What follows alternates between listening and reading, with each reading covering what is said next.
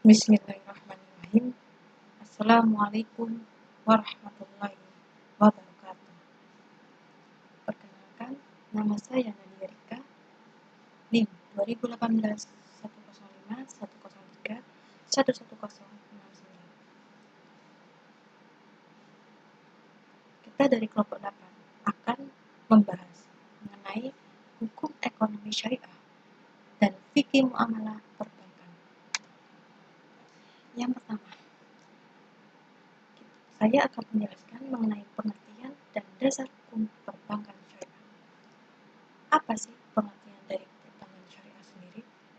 Secara bahasa, kata syariah berasal dari bahasa Arab, dari awalan akar kata syara'a yang berarti jalan, cara, dan aturan.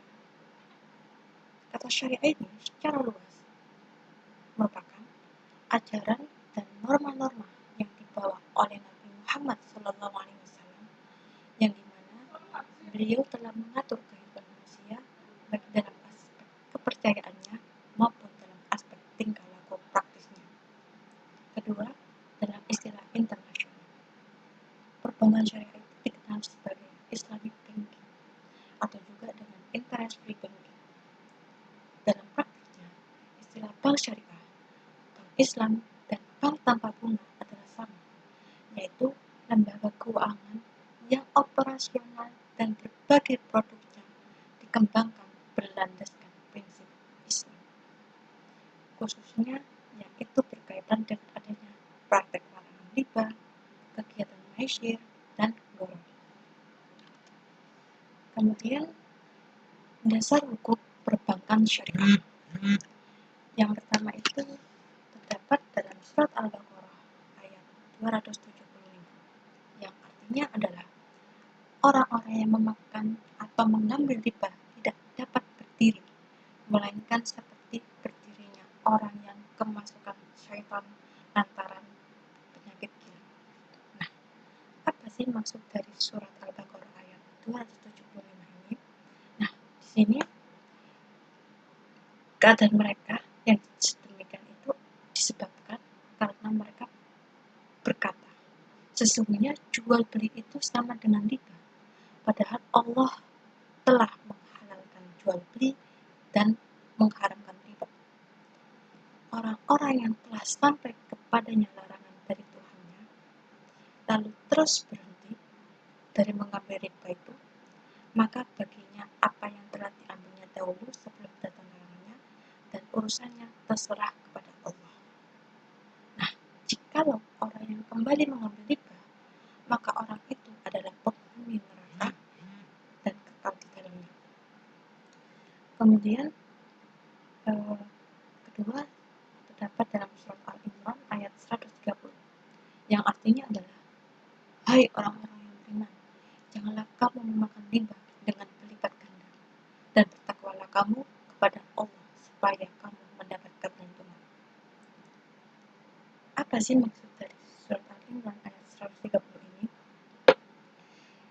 Ayat di atas telah menjelaskan tentang hukum riba yang dimanfaatkan dalam Islam. Setiap pemanfaatan riba ataupun penggunaan riba yang berlipat-lipat itu dilarang dalam Islam. Maqasid hasah yang terdapat dalam ayat Al-Imran 130 ini mengajak manusia untuk memiliki empati dan kepedulian atas sesama, karena jika terdapat seseorang yang meminjam kepada kita menandakan bahwa ia itu sedang dalam kesulitan, maka seharusnya kita membantu sebagai sesama, bukan justru memberatkan dengan memberikan bunga yang berlipat. Sesungguhnya barang siapa yang memudahkan urusan saudaranya, maka Allah akan memudahkan urusannya.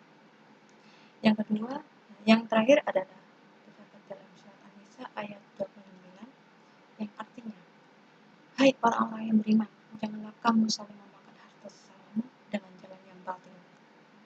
Nah, maksud ayat di atas adalah larangan tegas mengenai memakan harta orang lain atau hartanya sendiri dengan jalan yang batil. Memakan harta sendiri dengan jalan batil adalah membelanjakan hartanya dan pada jalan maksiat. Memakan harta orang lain dengan cara batil ada berbagai caranya, seperti halnya dengan riba, judi, menipu, dan menganiaya. Termasuk juga dalam jalan yang batal ini segala jual beli yang dilarang syara. Kemudian dasar umum perbankan syariah menurut undang-undang. Pertama, kehadiran bank syariah dalam sistem perbankan nasional yaitu tahun 1990 terdapat rekomendasi dari MUI untuk mendirikan bank syariah.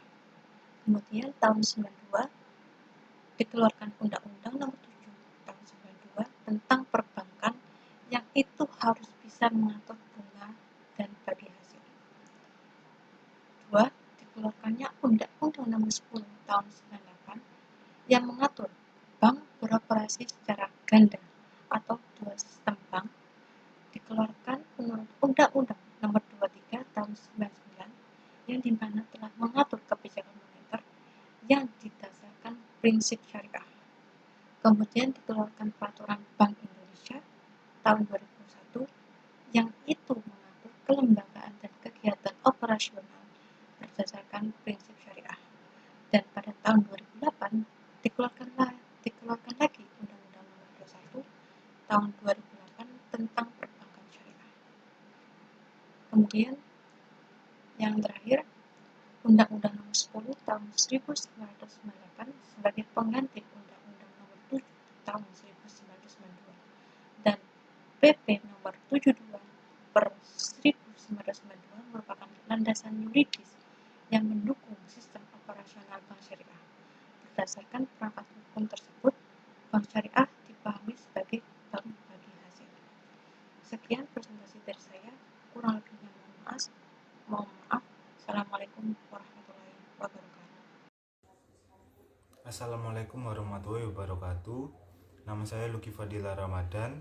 Selanjutnya di sini saya akan menjelaskan tentang implementasi hukum ekonomi syariah dan fikih muamalah dalam produk-produk perbankan. Implementasi hukum ekonomi syariah terhadap lembaga keuangan syariah merupakan alternatif positif bagi sebagian masyarakat karena prinsip agama atau kepercayaan tidak bersedia memanfaatkan jasa-jasa bank atau lembaga konvensional yang memiliki prinsip sistem bunga yang dianggap merupakan pelanggaran atau riba terhadap agama syariah karena tidak sesuai dengan konsep Islam, yaitu perjanjian atau akad yang tidak mengandung gharar atau ketidakjelasan, maisir atau perjudian, dan riba atau bunga uang.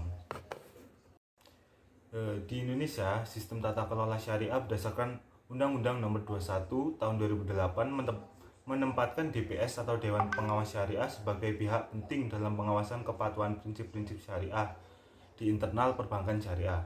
DPS bertugas memberikan nasihat dan saran kepada direksi serta mengawasi kegiatan LKS agar sesuai dengan prinsip syariah.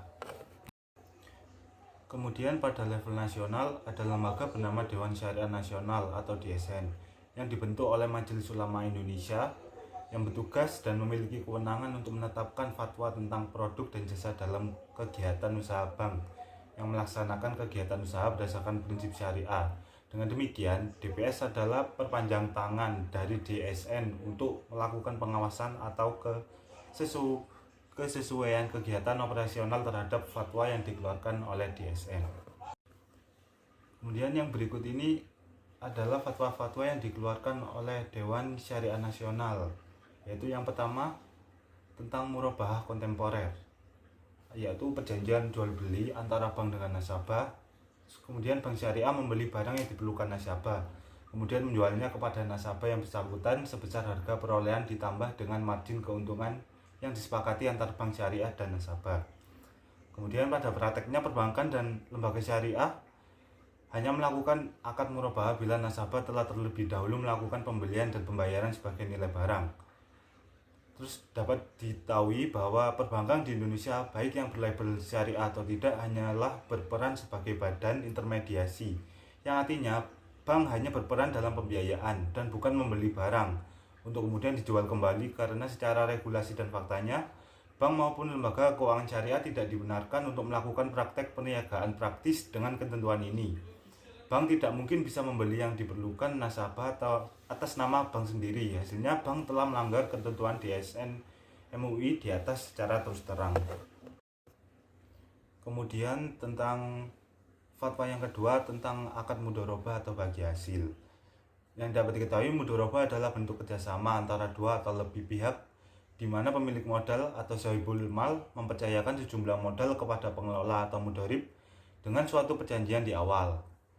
Terus transaksi jenis ini tidak mewajibkan adanya wakil dari sahibul mal dalam manajemen proyek. Sebagai orang kepercayaan, mudharib harus bertindak hati-hati dan bertanggung jawab atas kerugian yang terjadi akibat kelalaian dan tujuan penggunaan modal untuk usaha halal. Sedangkan sahibul mal diharapkan untuk mengelola modal dengan cara tertentu untuk menciptakan laba yang optimal.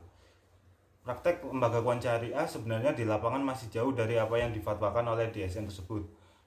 Faktanya, perbankan syariah maupun LKS yang ada belum sungguh-sungguh menerapkan fatwa DSN secara utuh, sehingga pelaku usaha yang mendapatkan pembiayaan modal dari perbankan syariah masih diwajibkan mengembalikan modal secara utuh walaupun ia mengalami kerugian usaha. Selanjutnya, fatwa ketiga tentang gadai emas. Gadai emas merupakan cara investasi yang marak ditawarkan perbankan syariah. Gadai emas mencuat dan diminati banyak orang sejak harga emas turun membumbung tinggi. Dewan Syariah Nasional melalui fatwa nomor 25 DSN MUI 3 tahun 2002 membolehkan praktek ini. Pada fatwa tersebut, DSN menyatakan besar biaya pemeliharaan dan penyimpanan marhum atau barang gadai tidak boleh ditentukan berdasarkan jumlah pinjaman. Kemudian faktanya di lapangan membuktikan bahwa lembaga keuangan syariah yang ada telah memungut biaya administrasi pemeliharaan dan penyimpanan barang gadai sebesar persentase tertentu dan nilai piutang. Jika lembaga keuangan syariah atau perbankan syariah bersedia menerapkan fatwa di atas, tentunya dalam menentukan biaya pemeliharaan emas yang digadaikan, bank akan menentukan berdasarkan harga safe deposit box atau SDB. Akan tetapi, faktanya menunjukkan bahwa ongkos penyimpanan yang dibebankan nasabah tidak sesuai dengan biaya real yang dibutuhkan untuk standar penyimpanan dan penjagaan bank atau melebihi nilai harga SDB untuk penyimpanan emas. Cukup sekian presentasi dari kelompok kami. Bila ada kurang dan salah, mohon dimaafkan. Assalamualaikum warahmatullahi wabarakatuh.